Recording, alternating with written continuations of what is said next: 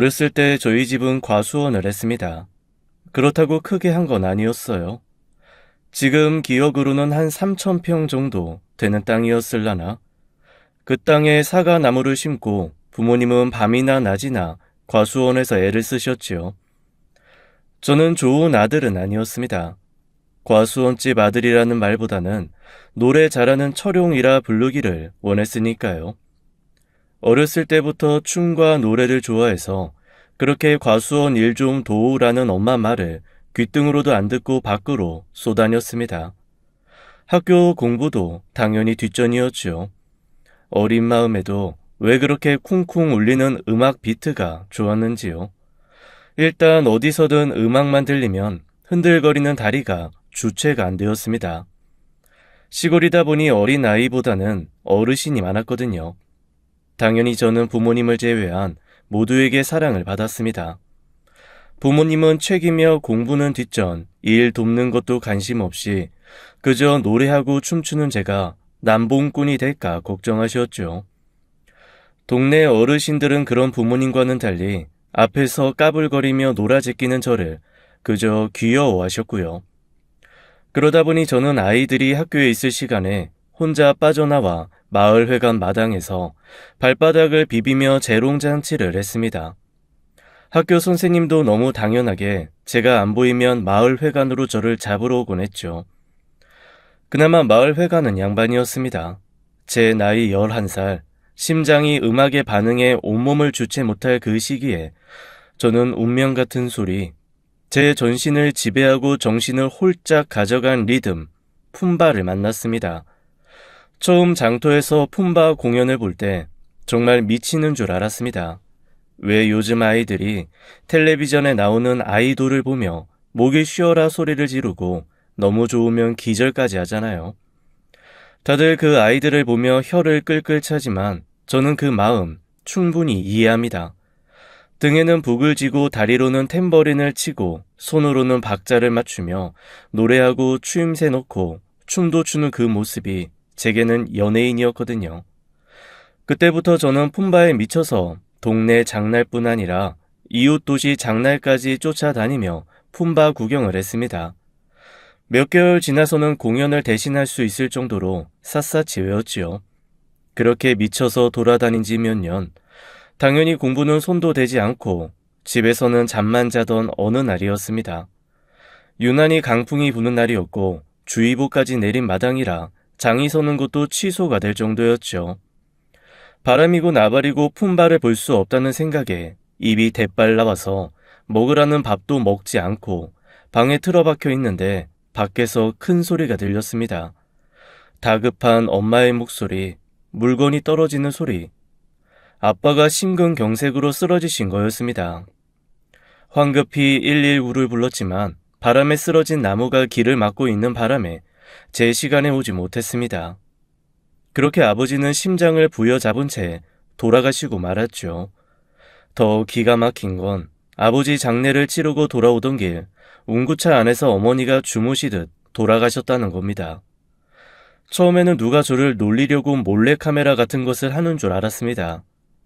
아버지를 매장하고 함께 장지까지 따라가 주신 분들이랑 장지 근처 식당에서 밥까지 잘 드셨거든요.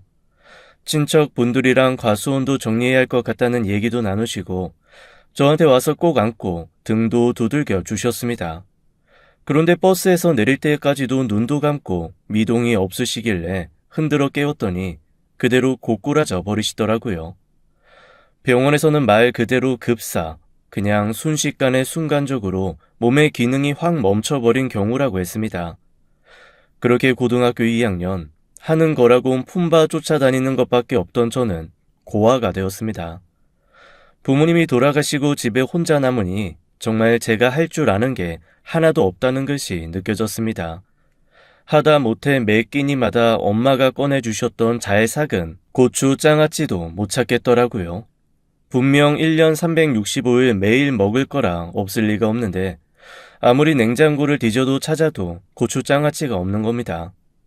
결국 맨 밥을 물에 말아먹고 무작정 과수원으로 나갔습니다. 하나하나 뭔가 씌어져 있고 묶여있는 야무진 매듭을 보니 눈물이 나더군요. 아빠가 거기 고스란히 계신 것 같아서 말입니다. 하지만 뭔가 하고 싶어도 할 줄 몰라서 할 수가 없었죠. 그렇게 일 좀 도우라고 할 때 곁에서 듣는 척이라도 할 걸 몹시 후회가 되었지만 이미 늦었죠. 그렇게 저는 부모님이 남기신 것을 하나도 지키지 못했습니다. 악하지는 않았지만 그래도 착하지도 않았던 친척들은 제가 아무것도 모른다는 걸 알자 살금살금 과수원이며 집을 나눠 가지기 시작했습니다. 결국 성인이 되기 전 여기에 뺏기고 저기에 빼앗기며 저한테 남은 건 부모님의 사망보험금 그리고 돌무더기가 전부인 땅 몇십 평 뿐이었습니다. 다들 제가 좀 더 크면 돌려주겠다고 했지만 20살이 지나고 30이 가까워 와도 돌려줄 기미가 없더라고요. 오히려 연락을 피하고 모른 척 하길래 그냥 제 쪽에서 먼저 인연을 끊어버렸죠. 배운 것도 없고 공부한 것도 없는 제가 할 수 있는 건 그나마 가수원집 아들로 이것저것 먹어보면서 혀가 아는 과일 맛, 그걸 이용해서 장사를 하는 것밖에 없었습니다. 그래도 부모님 발치에서 맛있는 과일 먹었던 경험이 있어서인지 과일은 참 본능적으로 맛있고 싱싱한 거 잘 골랐거든요. 처음 시작은 리어카였습니다.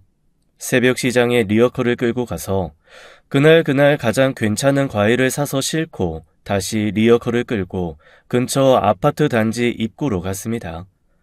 처음에는 쭈뼛거리고 서 있기만 했는데 어느 날 아파트 단지 옆에 학교에서 음악이 흘러나오더라고요. 아마 점심시간에 하는 학생용 음악 방송이었던 것 같습니다. 부모님이 돌아가시고 몇 년을 춤을커녕 음악도 제대로 듣지 않고 살았는데 그 순간 확 음악이 제 몸 안으로 들어왔습니다. 저도 모르게 몸을 움직여 춤을 추기 시작했죠. 얼마나 췄을까? 마치 몸에 있는 독소가 다 빼낸 듯 뭔가 시원한 느낌에 역시 춤은 좋다고 생각하며 정신을 차렸는데 어라, 눈앞에 낯선 광경이 펼쳐져 있었습니다. 어른 아이 할 것 없이 30명도 넘는 사람이 리어커를 둘러싸고 제 춤을 구경하고 있더라고요. 그러면서 춤이 끝나니 마구 박수를 쳐주고 너도 나도 과일을 한 봉지씩 사가는 게 아니겠어요? 옳았구나 싶었습니다. 그날부터 저는 춤추는 과일 행상이 되었죠. 물론 제가 골라오는 과일도 맛있어서 인기가 좋았습니다. 달고 깨끗한 것으로만 골라오는 데다 가끔 특이한 과일도 가져와서 어떻게 먹는지 알려주며 춤을 추니 사람들이 많이 좋아해 주더라고요. 10시쯤부터 장사를 시작하면 보통 한 리어카 다 파는데 한두 시면 충분할 정도로 장사가 잘 되기 시작했습니다. 정기 구독처럼 아예 저한테 매달 얼마씩 줄 테니 알아서 과일을 골라 집으로 배달해달라 하는 고객도 생겼습니다. 처음 그 부탁을 듣고 이거 괜찮겠다 싶더라고요. 그래서 춤추는 과일이라는 스티커를 만들어서 봉지에 붙이고 일반 과일 판매가 끝나면 배달을 다니기 시작했습니다. 그렇게 몇몇 아파트에 배달을 하다 보니 일정한 시간에 마주치는 사람들이 생기더라고요. 아내도 그중 한 사람이었습니다.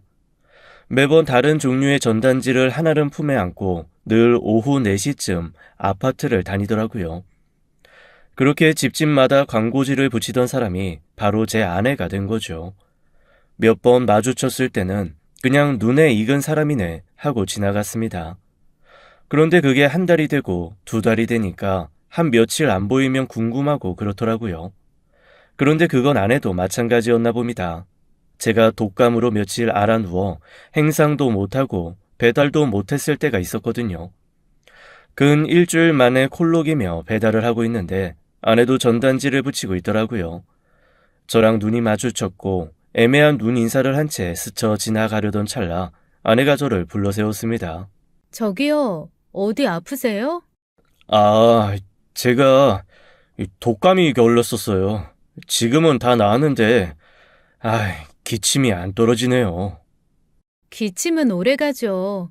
그런데 기침하신다는 분이 왜 이렇게 춥게 입으셨어요? 네? 이거 배달 다니다 보면 또 땀이 나고 그러니까 두껍게 입으면 나중에 오히려 땀 식으면서 더 안 좋더라고요. 그래도 기침할 때는 몸을 따뜻하게 해야 한다고 했어요. 안 그러면 풍 들어와서 뼈까지 진이 쏙 빠진대요. 네? 저도 모르게 당황해서 피식 웃고 말았습니다. 아니 아무리 봐도 20대 중반 정도로밖에 안 되어 보이는데 너무 조선시대 할머니 같은 말을 진지하게 하니까 웃기더라고요.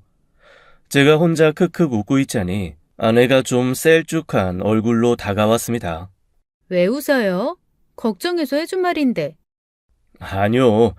걱정해 주신 건 고마운데 이 풍 들어와서 뼈 진 빠진다는 얘기는 진짜 어렸을 때 동네 할머니들한테 듣고 처음 듣는 말이라서요. 원래 옛날 거에 다 진리가 있는 거예요. 그렇게 서로 말을 하기 시작한 저희는 천천히 통성명도 하고 가끔 만나서 밥도 먹는 사이가 되었습니다. 연애가 시작된 거죠. 일단 만나면서 보니까 생각보다 더 특이한 사람이더라고요. 귀가 얇아서 여기저기 들려오는 소리에 마음이 자주 바뀌기도 하는데 가장 결정적인 것은 정말 수많은 미신과 징크스를 굳게 믿고 있다는 거였습니다. 예를 들면 이런 겁니다. 어느 날은 데이트하려고 만났는데 저를 위아래로 마구 훑어보더니 급하게 데리고 옷가게로 들어가더라고요. 그러면서 초록색의 아주 촌스러운 셔츠 하나 골라주면서 얼른 이걸로 갈아입으라는 겁니다. 아이, 기껏 데이트한다고 나름대로 예쁘게 잘 차려입고 왔는데 왜 이 셔츠로 갈아입으라는 거야? 오늘 내가 당신 오늘의 운세 보고 나왔거든? 오늘은 초록색이 복을 불러온대. 그 파란색 스트라이프는 우환을 불러온다고 했어. 아니, 운세를 어디서 봤는데? 신문에서 봤지. 오늘의 운세 그거 되게 정확하다니까. 내가 그걸로 몇 번이나 죽을 고비 넘겼잖아. 아이, 죽을 고비를 신문에 나온 오늘의 운세로 넘겼다고? 동쪽으로 가지 말라고 그래서 그날 동쪽으로 안 갔는데 세상에 그날 일본에서 지진 났잖아. 아유, 내가 얼마나 소름 돋았는지. 아이, 그거는 동쪽은 동쪽인데, 그렇지. 동쪽에 있기는 하지. 그런데, 그러니까, 그 운세에서 말한 동쪽이 그 동쪽은 아니지 않을까? 아니지. 어쨌건 내가 만약에 일본으로 여행 갈 마음을 먹었으면 어쩌겠어? 확 여행 가고 싶다는 마음이 들어서 즉흥적으로 질렀으면 동쪽으로 갔다가 죽거나 다쳤을 거 아니야. 사람이 조심할 수 있는 건 조심해야 돼. 네, 이런 식이었죠. 오늘의 운세에서 만약에 매운 거를 먹지 말라고 했으면 제 아내는 김치도 끊었을 사람입니다. 그런데 또 이게 웃긴 게 A라는 신문의 오늘의 운세와 B라는 신문의 오늘의 운세가 다르잖아요. 그러면 그 중에 더 안 좋은 걸 믿습니다. 그래서 제가 기왕이면 좋은 걸 믿지 왜 안 좋은 걸 믿냐고 했더니 글쎄 이렇게 대답을 하더라고요. 좋은 거는 언제든 생기면 그냥 좋은 건데 안 좋은 건 일단 조심하는 게 좋잖아. 그래서 난 일단 안 좋은 걸 믿어. 그런데 똑같은 운세를 가지고도 어디선 좋게 나오고 어디서 나쁘게 나오고 이러면 두 개 다 신빙성 없는 거 아니야? 어쨌거나 다른 말 하는 거잖아. 귀에 걸면 귀걸이, 코에 걸면 코걸이. 그건 아니지. 그냥 보는 사람이 어디에 더 비중을 두느냐의 차이지. 어쨌건 당신 오늘은 물 있는 데 가면 안 된대. 물 있는 데 가지 마. 어디 개천도 건너지 말고. 알았지? 우리 오늘 강가에서 피크닉 하기로 했잖아. 안 갈 거야. 오늘의 운세에 산에 가서 나무 기운 받고 오라고 나오더라. 산 가자, 산. 이런 식으로 데이트 장소가 즉석에서 바꾼 적이 한두 번이 아니었고 저 역시도 덩달아 하지 말아야 할 것이 많아졌습니다. 그렇게 제 아내의 잠소리는 점점 늘어났습니다. 신문이나 잡지에서만 오늘의 운세를 할 때가 좋았죠. 핸드폰으로 보기 시작한 다음부터는 정말 매일매일 시시각각 너무 피곤하더라고요. 그런데 이렇게 맹신하는 것 외에도 귀도 얇아서 누가 오늘의 운세는 별로 안 맞고 뭐가 잘 맞더라라는 얘기를 하면 또 거기로 옮겨갑니다. 어느 날은 별자리와 MBTI를 서로 엮으니 그거야말로 과학이더라 이런 얘기를 듣고 나서는 그렇게 수년간 신봉해 오던 오늘의 운세를 버리고 별자리에 심취하기 시작했습니다. 저는 그때부터는 그냥 그러려니 했죠. 저렇게 별자리를 맹신하다가 어느 순간 또 누가 달자리가 더 효염이 있다고 하면 달자리로 옮겨갈 것이고 해자리가 더 효염이 있다고 그러면 해자리로 옮겨갈 게 뻔했으니까요. 사실 제가 고아이기도 했고 아무리 사과 과일 행상이 잘 되기는 했어도 큰 돈을 번 건 아니었습니다. 그러다 보니 결혼이라는 거 사실 생각하기 어려웠거든요. 30 초반이라 결혼에 대해 그렇게 간절한 나이도 아니었고요. 그런데 어느 날 아내가 저한테 그러는 겁니다. 오빠, 올해 안에 우리 결혼하자. 내가 별자리 운세를 봤는데 오빠랑 나랑 궁합은 좋아. 그런데 올해 안에 결혼해야 그 궁합이 빛을 발한다네. 아니, 그래도 그거를 그렇게 함부로 결정해도 되나? 너희 부모님한테도 허락을 받아야 되고 뭔가 서로 준비도 되어야 할 텐데. 괜찮아. 우리 엄마 아빠는 내가 한다고 하면 하라고 하셔. 그리고 오빠랑 나랑 올해 넘겨서 결혼하면 나중에 큰 우환이 생긴대. 올해가 결혼수 들어온 해니까 그냥 결혼하자. 그래서 저는 얼결에 제대로 준비도 하지 않은 채 아내의 진두지휘 아래 결혼을 했습니다. 장인 장모는 이미 자기 딸에 대해 많은 걸 포기하셨는지 저한테 한마디만 물어보시더라고요.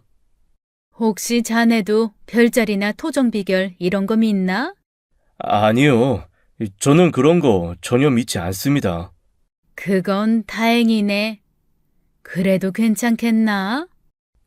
네, 상관없습니다.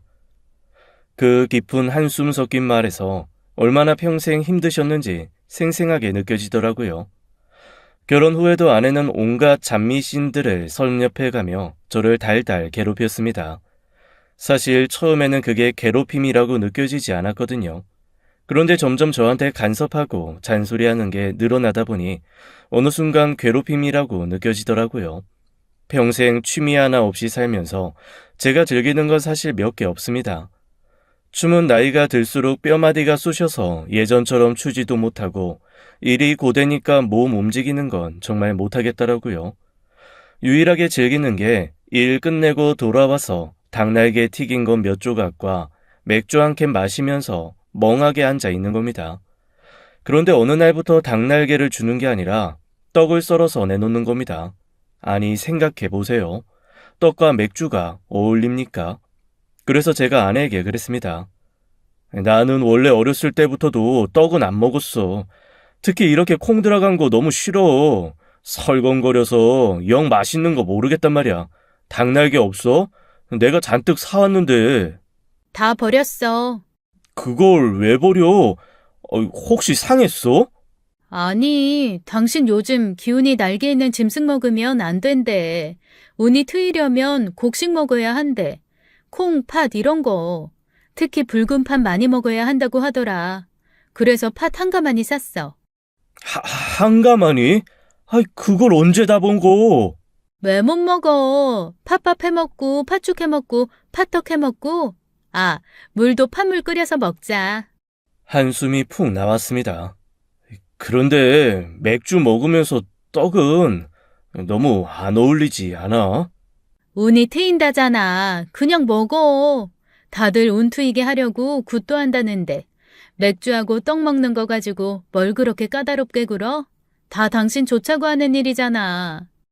그러면서 맥주 옆에 삶은 팥을 통 놓아주더라고요.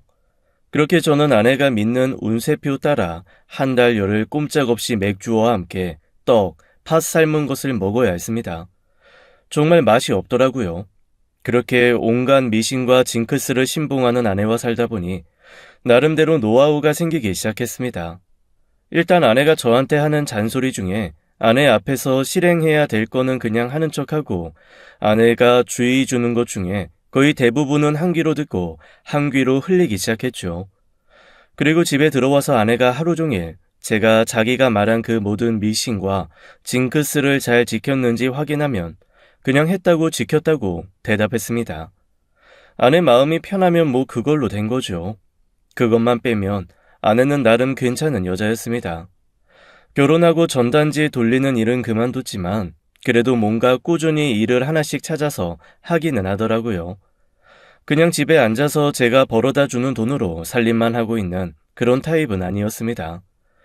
본격적으로 어디 출근을 한다거나 취직을 해서 일정한 돈을 버는 건 아니었지만 아르바이트도 꽤 여러 개 하고 파트타임으로 일하는 것도 꾸준히 구해서 하더라고요. 어느 날은 백화점 오픈 전에 청소하고 물건 정리하는 일을 하기도 하고 어떨 때는 식료품 공장에서 음식 포장하는 일을 하기도 했습니다. 그래서 제가 한번 물어본 적이 있어요. 그런데 당신은 왜 한 군데서 오랫동안 일하지 않아? 그랬더니 아내가 이렇게 대답을 하더라고요. 사실 그 대답을 듣고 나서 이렇게까지 한다고? 라는 생각 때문에 조금 깜짝 놀라기는 했습니다. 아니? 내 운이 변할 때마다 나랑 잘 맞는 직업이나 일이 달라지는데 어떻게 내가 한 직장에서 계속 일을 해? 그때그때 내 운과 운명에 맞는 일을 찾아서 하고 다시 그만뒀다가 또 하고 다시 그만두고 하는 거지 뭐. 아니, 그러면 제대로 취직을 안 하는 이유가 매번 바뀌는 운명의 일을 찾아서 하기 때문이라는 거야? 그래야 몸도 안 상하고 귀인도 만나고 돈도 안 샌대. 그러면 지금까지 그대로 해서 큰 돈 벌었어? 아니면 엄청나게 귀한 사람 만났어? 그런 거 아니면 그 말이 틀렸다는 것일 수도 있는데 그 생각은 안 해봤어? 아니, 사람들 참 이상해. 이게 운명이라는 걸 그렇게 생각하면 안 돼. 귀한 사람 만나서 엄청 큰 돈을 벌려고 그걸 다 지키는 게 아니라 그런 기회들을 만나기 전에 큰 우환을 만나서 내가 다치거나 죽지 않으려고 조심하고 지키는 거야. 내가 지금 이렇게 건강하게 살아서 당신이랑 얘기할 수 있는 거 그게 다 그거 지켜서 그런 걸 수도 있다니까. 아내는 정말로 그 수많은 미신과 징크스를 굳게 믿고 있더라고요. 그것도 그냥 적당히 믿는 게 아니라 거의 삶의 지표 같은 수준이었습니다. 그래서 제가 한번 아내한테 물어본 적이 있습니다. 대체 이런 거를 언제부터 믿기 시작했냐고 말이죠. 그랬더니 아내가 고개를 갸웃거리면서 생각하더니 초등학교 다닐 때쯤 잡지에서 오늘의 운세를 본 게 시작이라고 하더라고요. 거기 나온 대로 한번 장남삼아 행운의 아이템이라는 걸 샀다고 했습니다. 그런데 그걸 산 날 정말로 먼 곳에서 오랜만에 연락된 친척분이 갑자기 찾아오셨다고 했습니다.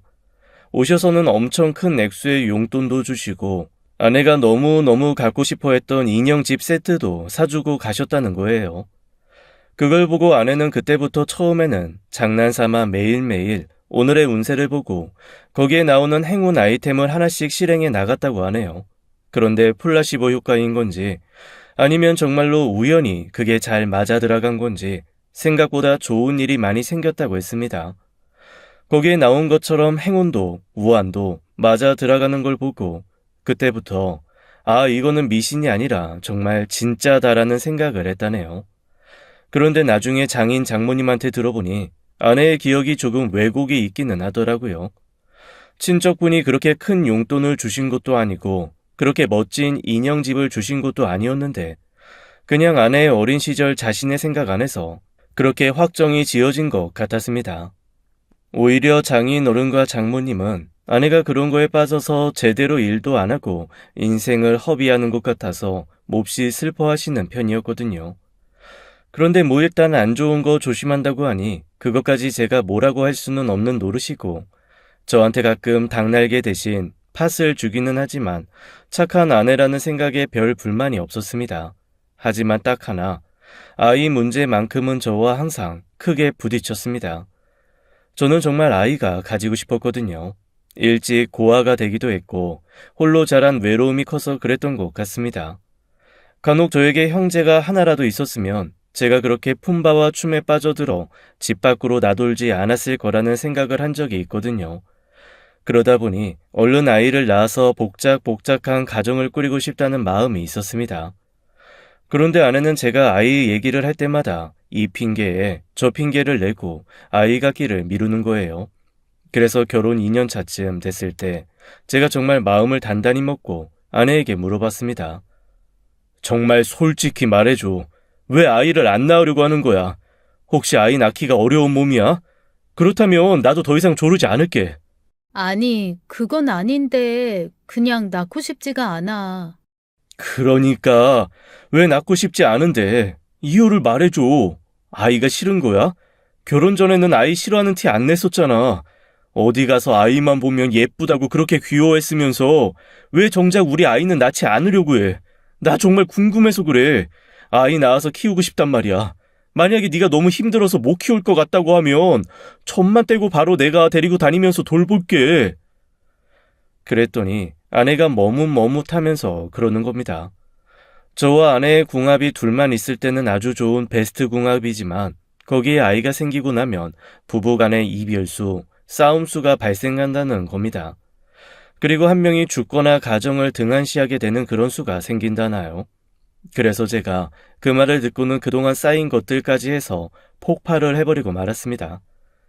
아니, 아직 태어나지도 않은 아이를 그런 이상한 운명론을 믿고서 갖지 않는다는 게 말이나 되냐? 아이가 또 어떤 복을 가지고 태어날 줄 어떻게 알아? 그 아이가 업신이면 우리한테 엄청난 재물을 불러다 줄지도 모르잖아.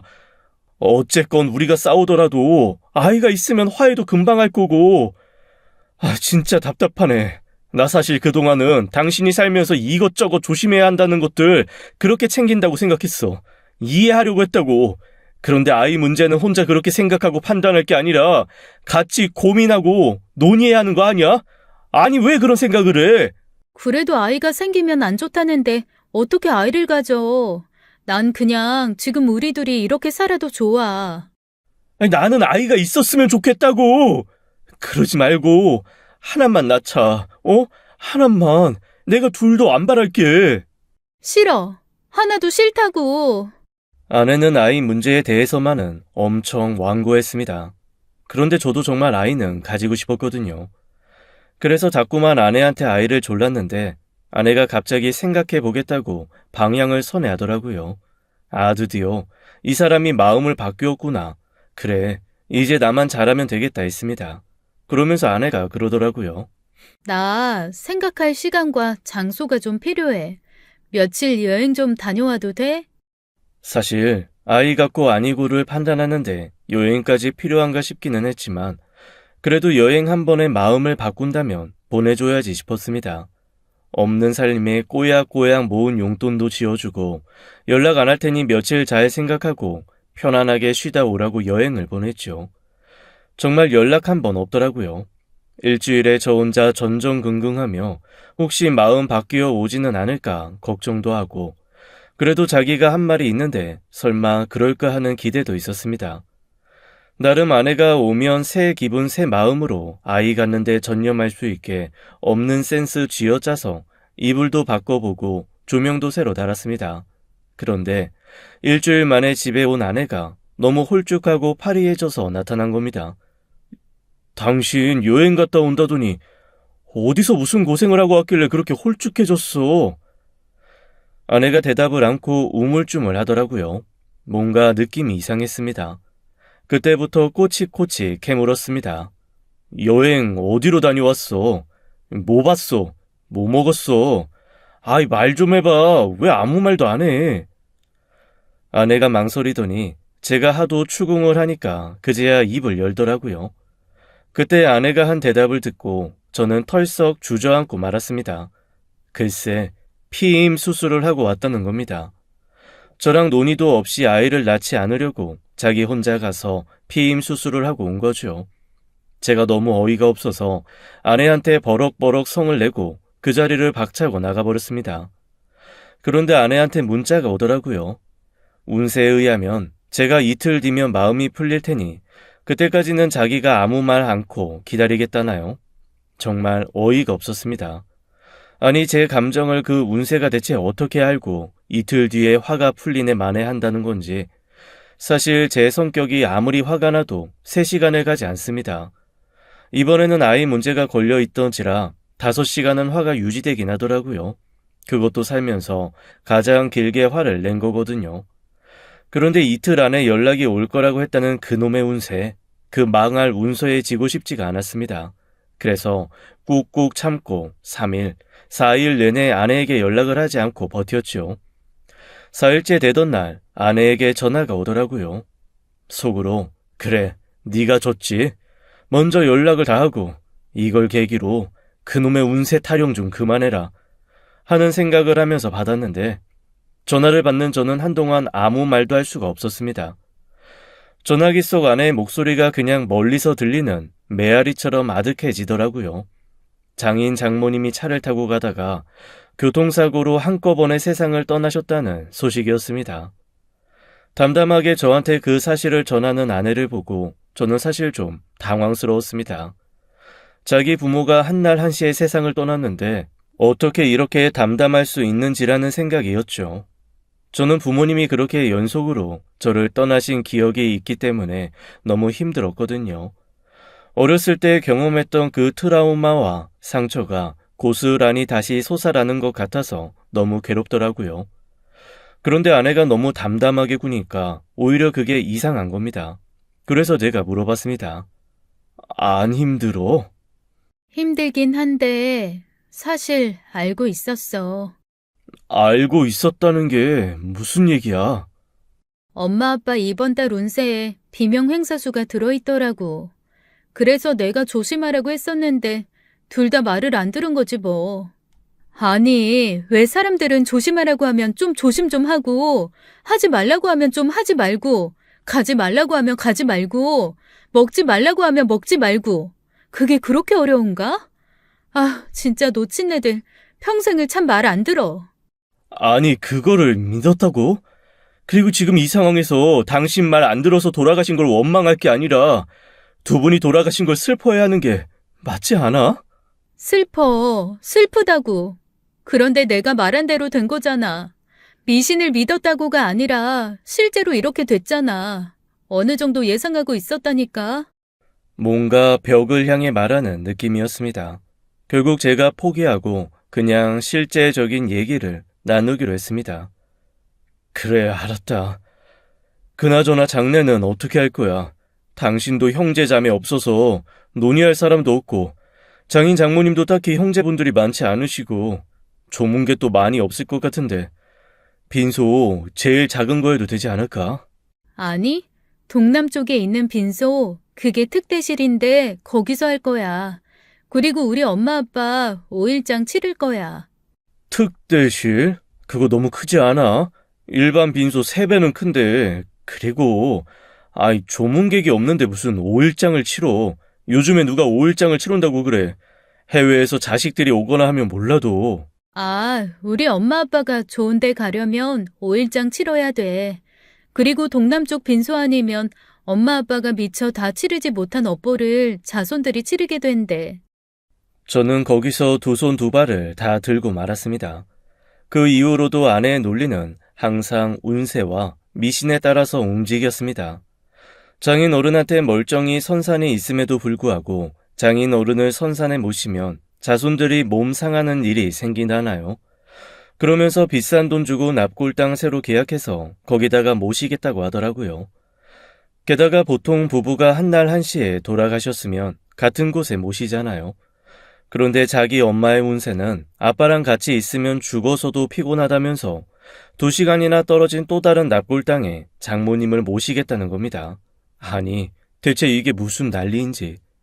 아내랑 얘기하면 할수록 제가 점점 지치더라고요. 오죽하면 운구에서 옮겨주시는 분들이 한 납골 땅이 아니라 이 납골 땅 갔다 저 납골 땅으로 가야 된다는 얘기를 듣고 당황하시더라니까요. 운구차 운전만 30년 하셨다는 기사님이 슬그머니 저한테 그러셨습니다. 아니, 나 이런 경우는 살다 처음 봤어요. 아니, 부부가 사이가 안 좋았던 것도 아니고 따로따로 돌아가신 것도 아니고 각자 선상에 모셔야 되는 것도 아닌데 이런다고요? 이렇게 한날 한시에 돌아가신 분들을 따로 보신다는 거 살다 처음 봤네. 한 분이 돌아가시고 나머지 분이 수십 년 뒤에 돌아가셔도 보통 부부는 같이 보시거든. 아이고, 제사도 한날 한시인데 여기 다녀라 저기 다니랴. 바쁘시겠어. 그러게요. 그런데 꼭 그래야 두 분도 편하시고 저희도 편해지고 그런데요. 누가 그려? 점장이가? 아이고, 이 집도 그런 집이구만. 네? 그게 무슨... 내가 운구차만 30년 몰았다고 했잖아요. 진짜 별집이 다 있거든.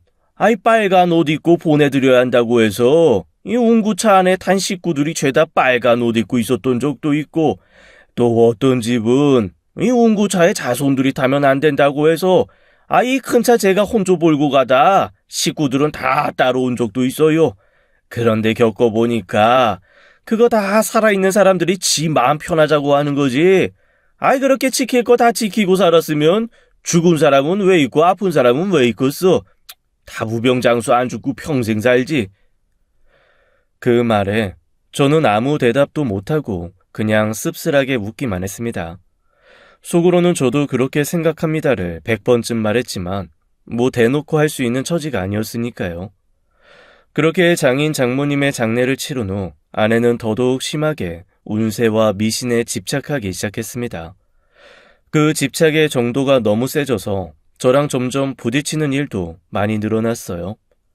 저로서는 사실 피임 수술을 하고 아내가 온 그 순간부터 아내한테 좀 정이 떨어지기 시작했거든요.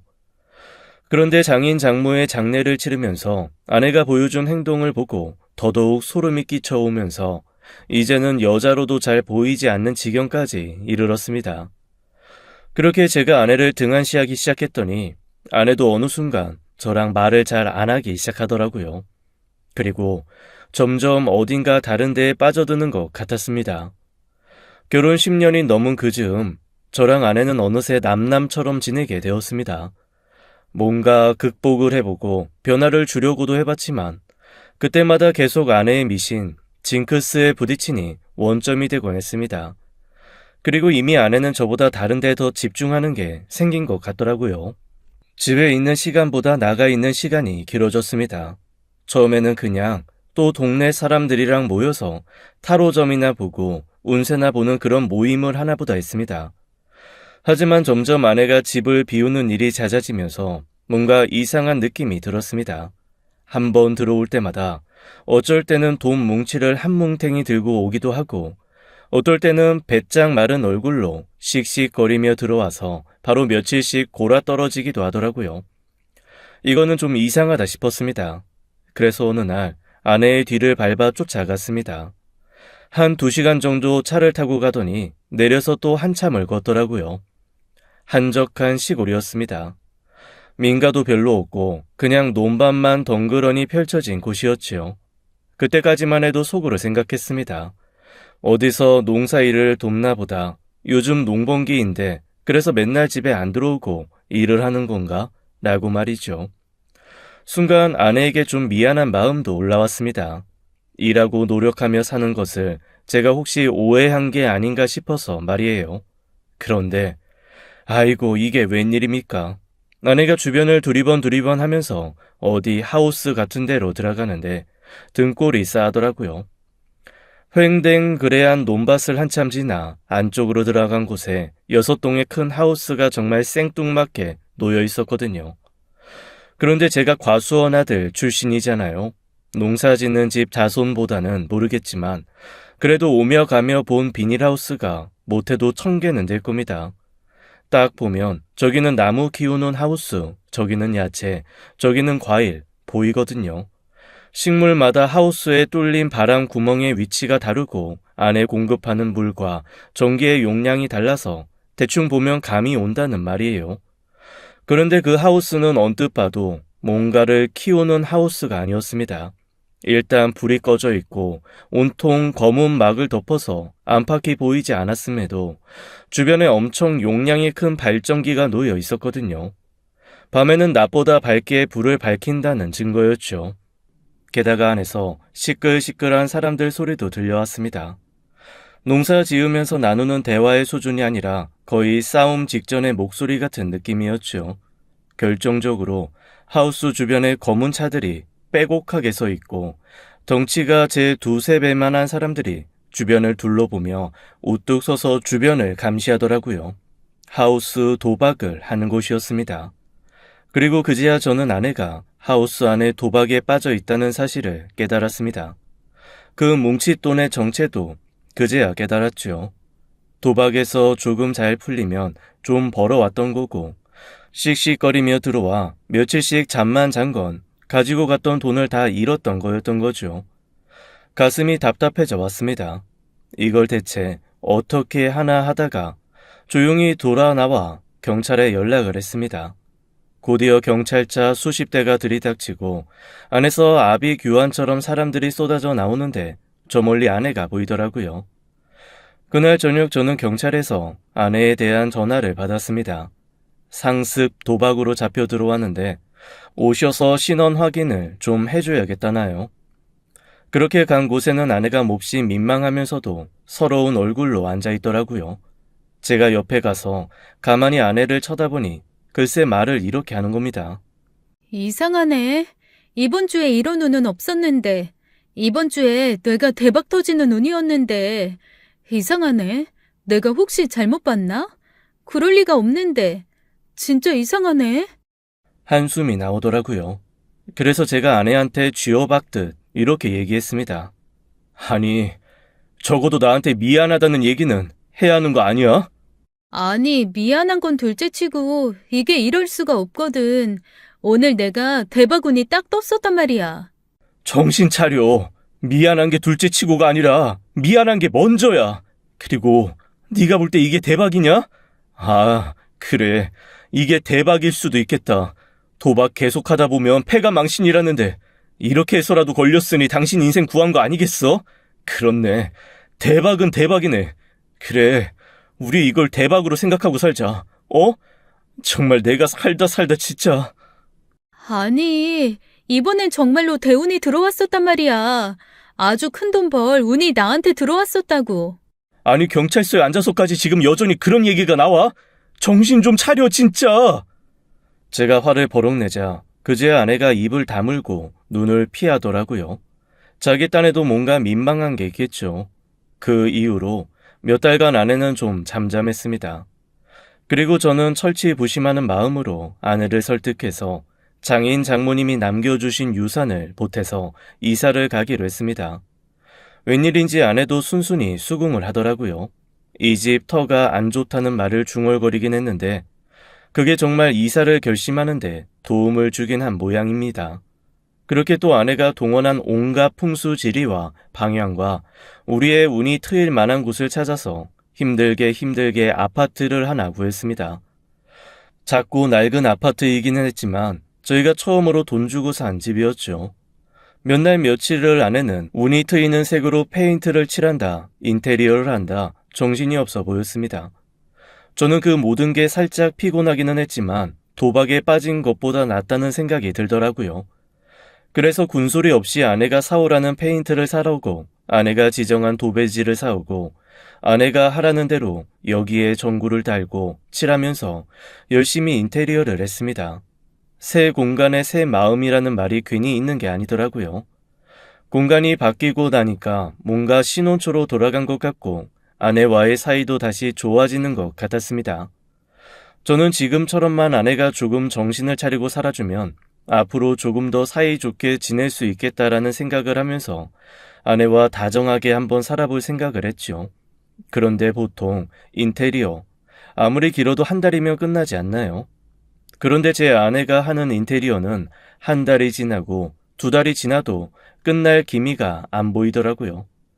어느 날은 여기를 좀 봤다가 또 어느 날은 저기를 좀 봤다가 아니 왜 이렇게 손을 볼 곳이 많은지 제가 이렇게 뜯어 고치다가는 차라리 집을 새로 짓는 게 낫겠다라고 투덜거렸더니 아내가 이러더라고요.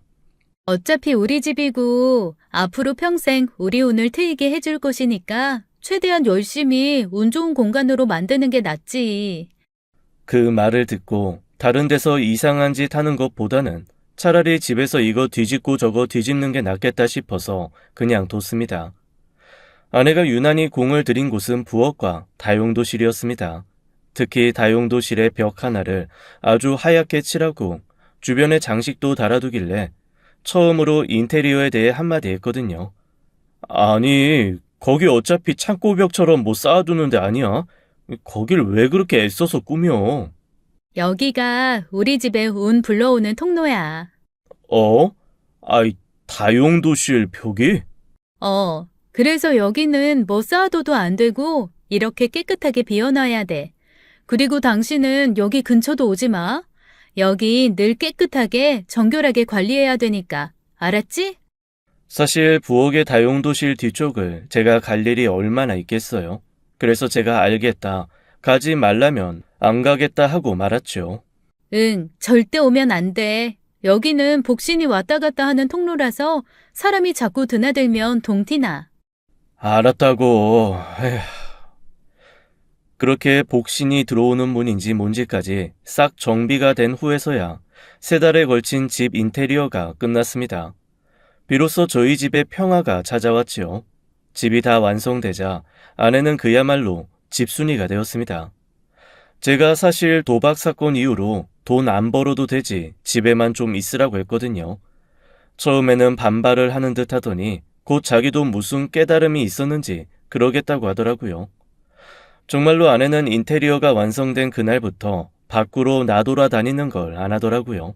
그리고 집에서 정말 얌전히 살림만 했습니다. 집에 들어오면 늘 맛있는 밥이 차려져 있고 운세 얘기도 확실히 덜 하더라고요. 몸 팔자 타령이라든가 그런 거는 여전히 있기는 했지만 예전에 비하면 아주 현저하게 줄어든 모습이었습니다. 게다가 어딘지 모르게 뭔가 분위기가 바뀌었다고 할까요? 약간 차분해진 것 같기도 하고 그러면서도 순간순간 이 사람이 왜 이러지 싶은 희한한 말을 하게 됐습니다. 예를 들어 저한테 한 번은 이러는 거예요. 있잖아. 당신 뒤에 수호동물이 있는데 그 동물이 토끼야. 초식동물이 수호동물이니까 당신은 고기를 먹으면 안 돼. 그래서 저는 또 어디 잡지에서 영혼의 수호 동물 이런 거 있잖아요. 그런 거 보고 하는 얘기인 줄 알고 그냥 대충 알겠다고 하면서 넘어갔습니다. 그런데 그 이후로 정말 고기 한 점을 안 주더라고요. 또 싸우기 싫어서 고기는 그냥 밖에서 먹는 걸로 하자 싶어 집에서는 정말 토끼처럼 풀만 먹었죠. 그렇게 몇 가지 불편한 것만 제외하면 아내와의 생활은 별로 나쁠 것이 없었습니다. 그런데 그 집에 이사 가고 6개월이 지나고 1년쯤 됐을 때 뭔가 이상한 기운이 좀 느껴지더라고요. 항상 자기 전에 아내가 따뜻한 차를 한 잔 주거든요. 그 차를 마시고 나면 아침까지 너무너무 숙면을 취해서 아내에게 한번 물어본 적이 있습니다. 그런데 밤마다 주는 차, 대체 무슨 차길래 내가 이렇게 숙면을 취해? 그거 너무 좋은 것 같아. 아, 그거 릴렉스티야. 릴렉스 티? 뭘로 만든 거야? 뭔가 달콤한 맛이 나던데 무슨 차인지 이름을 좀 알고 싶네. 나도 이름은 모르고 그냥 동네 언니가 남편들이 피곤할 때 이 티 마시면 아주 숙면 취하고 푹 자면서 상쾌해야 한다면서 권해줬어. 다음에 만나면 티 이름 물어볼게. 좀 나눠준 거라서 내가 이름을 모르겠네. 그래서 그냥 동네 사람들이랑 요즘에 많이 몰려다니더니 어디서 좋은 차를 소개받아 왔나 보네 하고 넘어갔습니다. 그런데 어느 날 제가 속이 좀 안 좋은 날이 있었거든요. 아내 몰래 사실은 밖에서 허겁지겁 고기를 먹고 들어왔는데 그게 체한 모양이더라고요. 아내가 준 티를 마시고 누워서 잠을 청하려는데 뭔가 속이 부글부글한 게 이상한 겁니다. 화장실로 뛰어가서 냅다 토하고 말았죠. 아우 고기서부터 시작해서 방금 마신 차까지 싹 빠져나오는데 아주 몸이 다 흐느적흐느적한 게 너무 힘들었습니다. 그런데 평소에 차를 마시면 정말 5분도 안 돼서 잠이 들곤 했는데 차를 다 토해내서 그런가? 뒤척이고 또 뒤척이는데 잠이 안 오는 거예요. 게다가 아내는 밖에서 들어올 생각을 안 하고 뭔가 분주하더라고요. 차를 한 잔 더 달라고 할까 어쩔까 하고 있는데 갑자기 밖에서 뭔가 쿵쿵 타다 소리가 들리는 겁니다. 이게 무슨 소리지 하고 가만히 있었는데 그 이후로는 소리가 들리지 않더라고요. 제가 조용히 아내를 불렀습니다. 여보, 밖에 있어? 당신 혹시 거기 있어? 그런데 방금까지만 해도 부엌에서 뭔가 하고 있는 것 같았던 아내가 대답이 없었습니다. 이상한 생각이 들어서 밖으로 나갔습니다. 그런데 아내가 집에 없는 거예요. 이게 어떻게 된 일인지 싶어 집을 구석구석 찾았습니다. 아내가 보이지 않더라고요.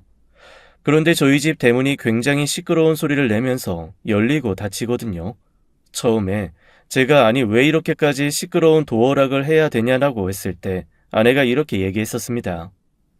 문을 열고 닫고 들어올 때마다 이렇게 시끄러운 소리가 나야 돼. 그래야 잡귀가 놀라서 사라지지. 뭐 잡귀가 있는 게 좋은 건 아니니까 이런 것도 그런가 보다 하고 허락을 했는데 제가 허락한 걸 후회할 정도로 정말 저희 집 도어락 소리가 시끄러웠습니다. 삐비비비 콱광 소리가 나서 가끔 제가 들어오면서도 깜짝깜짝 놀랄 정도니까요. 그런데 분명 도어락 소리가 안 났거든요. 이거 뭔가 이상하다 싶었습니다. 대체 이 작은 집에서 아내가 어디로 사라진 건지 알 도리가 없더라고요. 그렇게 집에서 침대에 누워 혼자 이런 생각, 저런 생각을 하고 있는데 또 쿵쿵 타다 소리가 어디선가 또 들리더니 곧이어 부엌에서 아내가 왔다 갔다 하는 소리가 들렸습니다. 당장 아내한테 어디 갔다 왔냐고 물어볼까 어쩔까 고민을 하다가 조용히 그냥 자는 척을 했죠.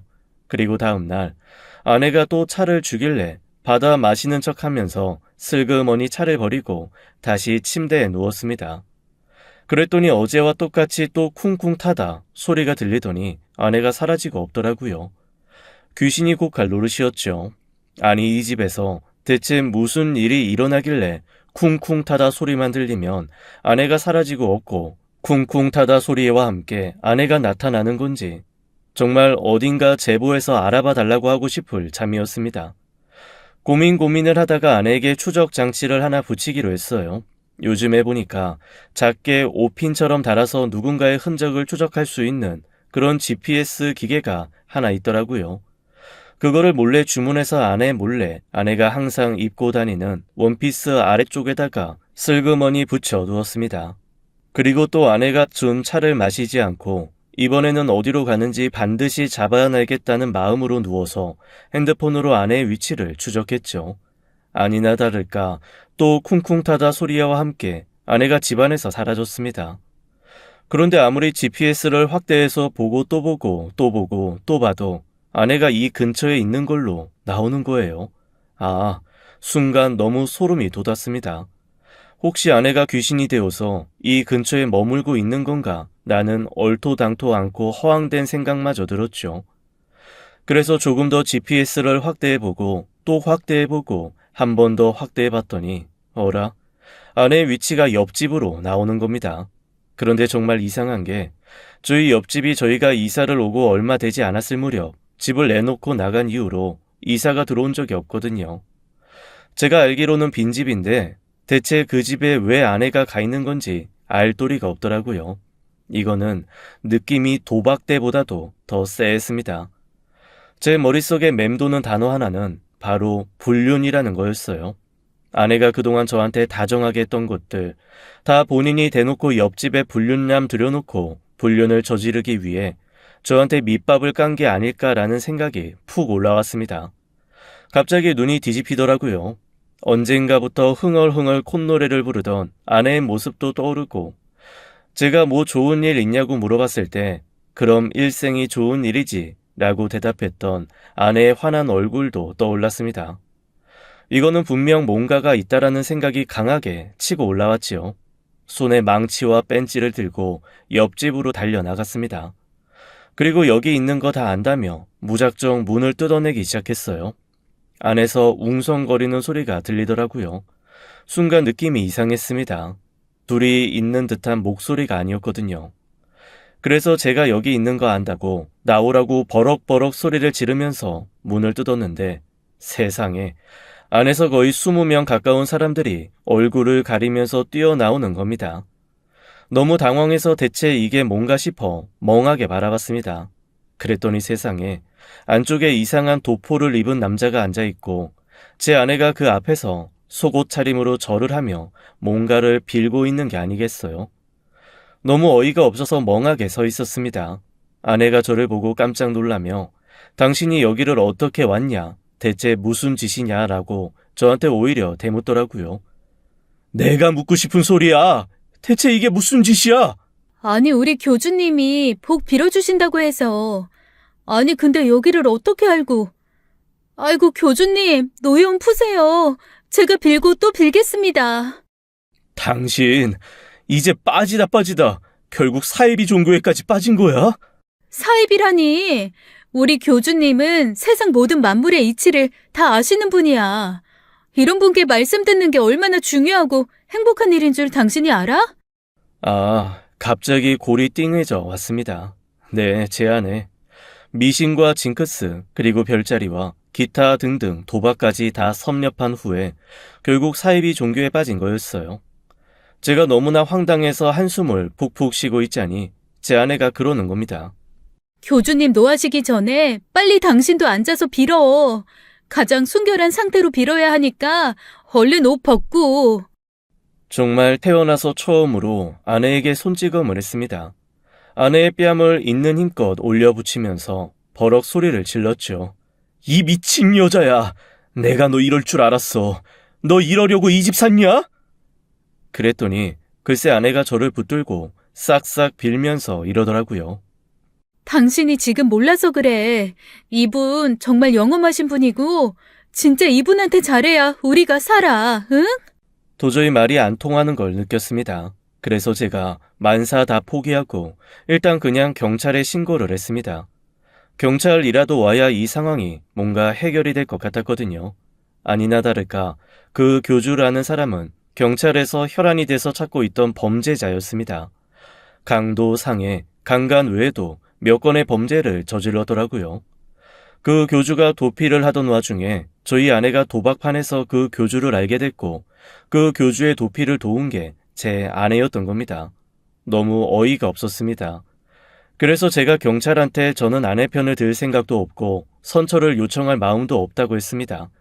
그냥 알아서 하시라고 하면서 아내의 모든 신별을 경찰에 맡겼습니다. 나중에 알고 보니 저희 집 부엌에 있는 그 벽이 옆집으로 통하는 곳이었더라고요. 보통 아파트에서 위급 상황이나 화재에 대비해서 피난할 수 있게 가벽을 만들어 두는데 그곳에 아내가 문을 만들었던 겁니다. 그래서 저한테는 거기에 절대 오지도 마라. 여기를 성스럽게 해야 된다. 혹시 위험한 상황이 있을 때 여기로 도망을 가야 된다는 식으로 밑밥을 깔았던 거고요. 어쨌건 그곳을 문삼아 옆집을 들락거리면서 그 교주와 함께 무슨 짓을 했는지는 생각도 하고 싶지 않네요. 불륜을 저지른 건지 정말 사이비 종교에 빠져서 허우적거렸던 건지 모를 일이죠. 제가 볼 땐 사실 둘 다 같아요. 그렇게 옆집으로 음식 해다 나르고 밤마다 옆집에서 사람들 모아서 기도하며 돈 뜯어내는 걸로 교주의 도피를 도운 겁니다. 그 죄로 제 아내는 감옥에 가게 되었습니다. 저 이혼하려고요. 사실 아내가 조금이라도 반성하는 빛을 보이면 그냥 한 번 더 용서하고 같이 살 생각이었는데 감옥에 가기 직전까지도 제 걱정보다는 그 교주 걱정하는 걸 보고 이거는 안 되겠다 싶었습니다. 그래서 헤어지려고 합니다. 차라리 춤추고 노래하며 아무 생각 없이 살던 그 시절이 너무 그립습니다. 인생의 절반도 안 산 것 같은데 삶이 왜 이렇게 피곤하고 고될까요?